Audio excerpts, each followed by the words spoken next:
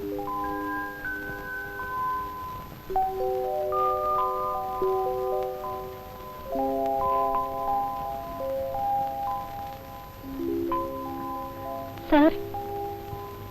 സംശയം അല്ലേ? അല്ല, ഒരു കാര്യം പറയാനാ. മുഖവരെയൊന്നും വേണ്ട.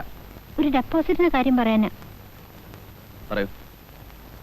ഞങ്ങളുടെ സദനത്തിലെ മേറ്ററിന്റെ കയ്യിൽ ഒരുപാട് പണമുണ്ട്. ഒരു 4-5 ലക്ഷം കാണും.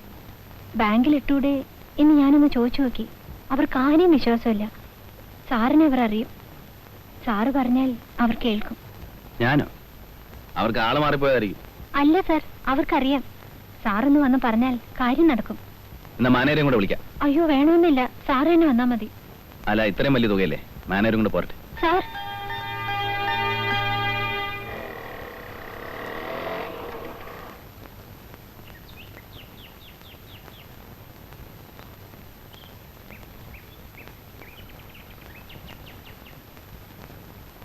നമസ്കാരം.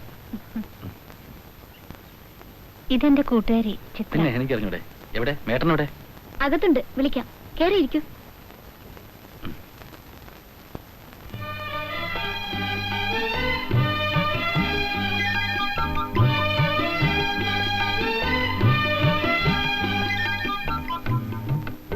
ചേച്ചി, അവര് വന്നു.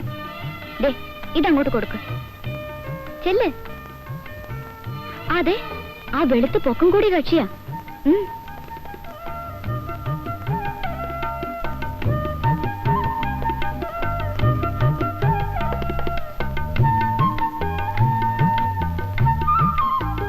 നമസ്കാരം.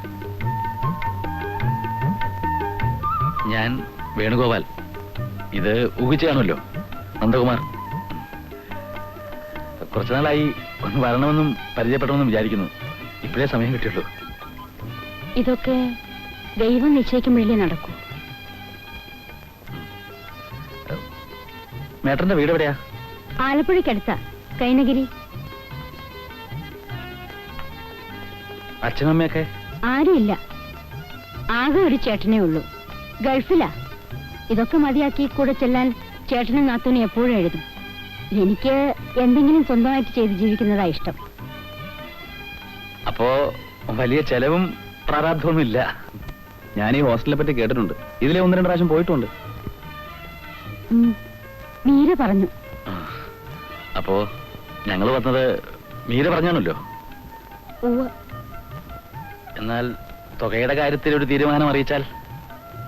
ഞാൻ ചേട്ടനോട് ഒന്നും ചോദിച്ചില്ല. എന്റെ അഭിപ്രായത്തിനെതിരായി ചേട്ടനൊന്നും പറയില്ല. എന്നാലും ഇത്തരം കാര്യങ്ങളിൽ മൂത്തവരുടെ അഭിപ്രായം ചോദിക്കുന്നത് നല്ലതാണ്. എന്നാലും സ്വന്തമായ തീരുമാനമാണല്ലോ പ്രധാനം.